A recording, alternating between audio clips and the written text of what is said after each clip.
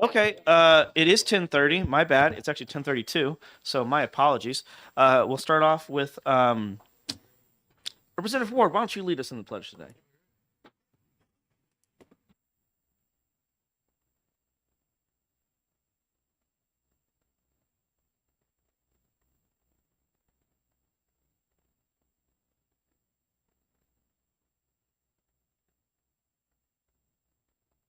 Okay, I'm going to open up the this meeting of the we're in election law right now, Representative Lane. The committee, House Committee on Election Law. Just so everybody knows, we are going to have exec this after right after this, but we're not taking a vote. So it's been noticed, but it'll be noticed again for next Tuesday because I thought this was going to be our last meeting, and then another bill came through, and I was like, well, I don't have to do the same day vote, same day hearing and vote if we're going to be meeting anyway. So we're meeting again next week for the exec for today will be next Tuesday, and we will next Tuesday's bill of 537. We will do same day hearing, same day exec because that will be our last meeting. Yay, confetti. Okay, so now we are on to Senate Bill 534 relative to campaign finance. Thank you, Senator Gray, for joining us for the purpose of here introducing the bill. Senator Gray, welcome. Thank you. My name is James Gray. I represent Senate District 6, which starts up in Alton and Gilmanton and comes down Route 11 to Rochester.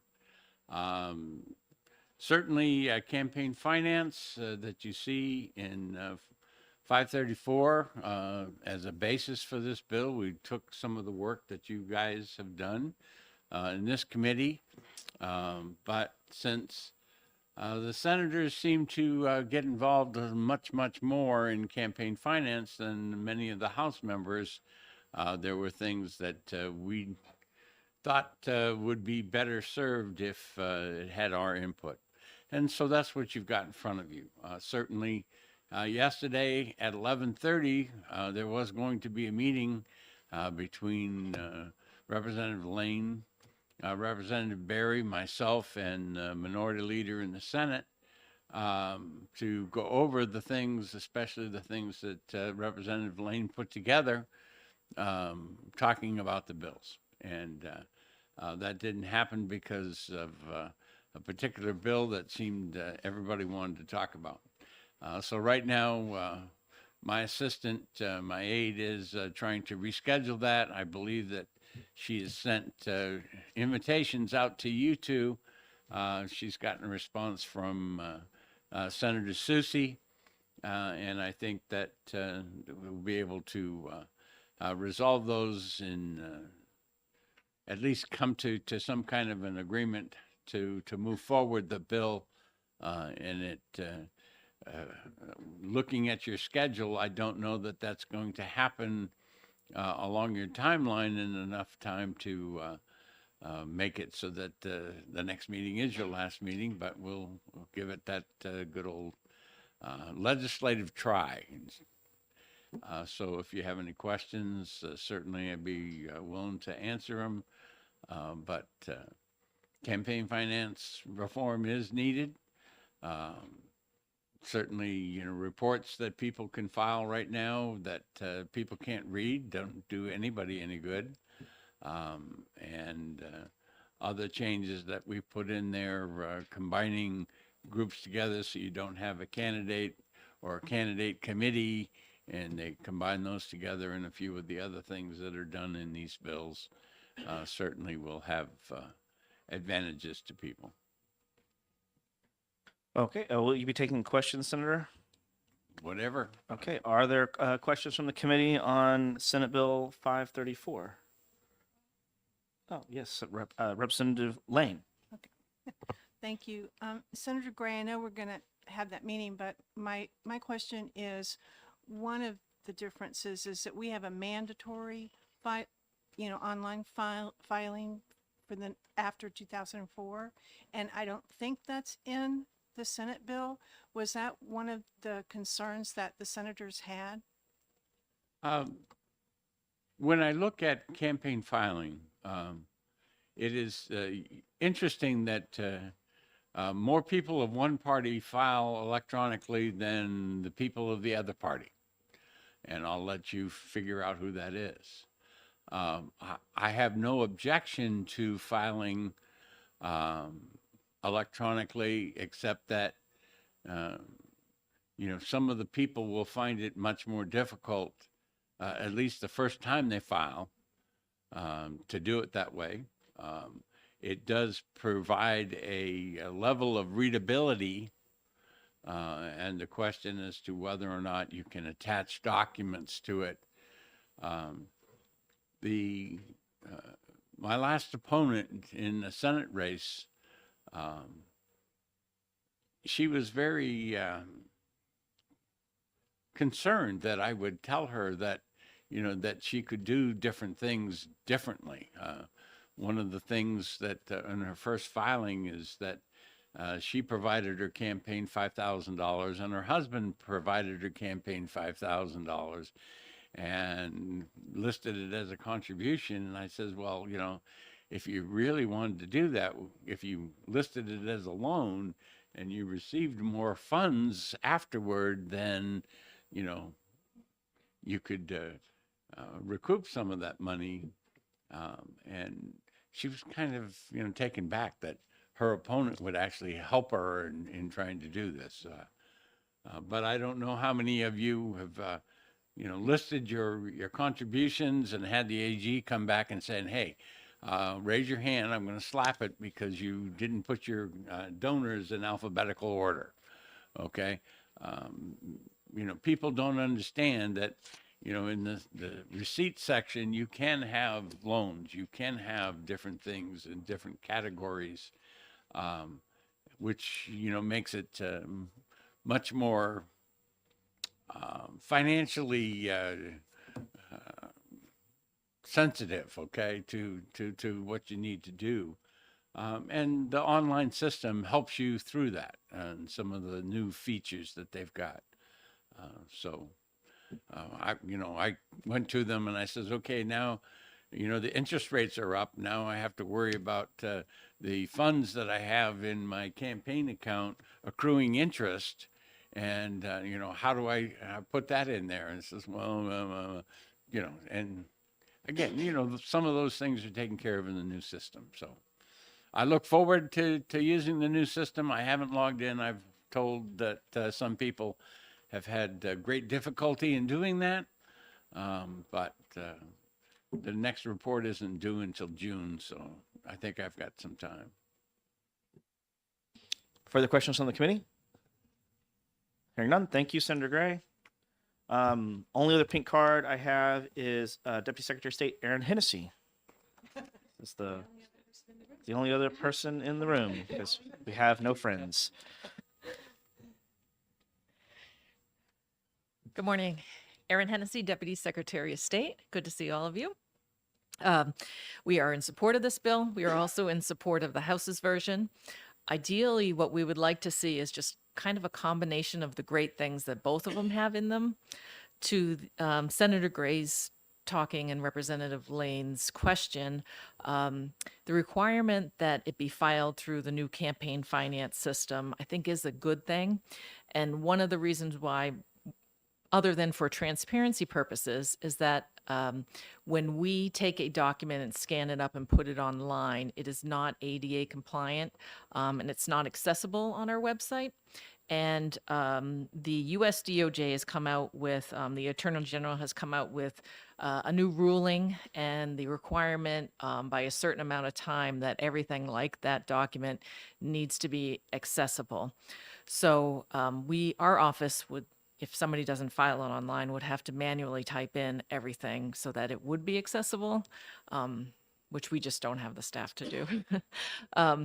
So that is one thing we like about the House's version. We also like some of the definitions that are in the House's version. We like some of the things that are in the Senate's version, the political action, PAO, advocacy organizations, the definition, maintaining that definition in there makes it clear that they still have to register and file with our office. Trying to think several other things, but I'm happy to, right now I'm going through and kind of combining the two together. Another thing might be the definition of the size that needs to be have the disclaimer on it.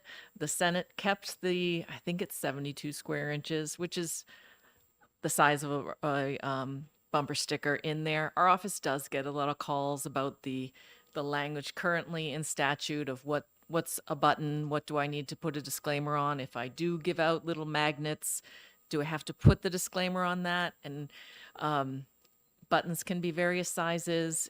Right now it includes cars. Does wrapping a campaign bus not need to be disclosed, or a big box car that goes down the street? So we would like to see that a size be put in there, just so users like yourselves don't have to make a judgment call and have somebody call the AG's office on yourselves. I'm happy to answer questions. I'm also happy to share with you our combined document once I get it completed. Questions from the committee? Can you send that letter from the AG's? I wasn't aware of that AG's ADA letter. Can you send that over to us? It's United States. Oh, it's not- US AG. Yes. Okay. But I'm happy Okay. to share with you their final ruling hasn't been put up on Yeah. a certain website. Once it hits that website, then there are you get 2 to 3 years depending on the size of your local or state government to comply with it. So yes, I'm happy to share that with the Yeah, committee. that'd be good because that will probably change some things. Any other questions from the committee? Mine wasn't really a question. I guess it's more a request. All right, seeing none, thank you. Any other members of the public wish to speak? No. There's no one on the blue sheet, or at least not that I saw when I checked it a minute ago. Online, there was two people signed up, one support, one opposed for this hotly contested bill. So with that, we will close the public hearing for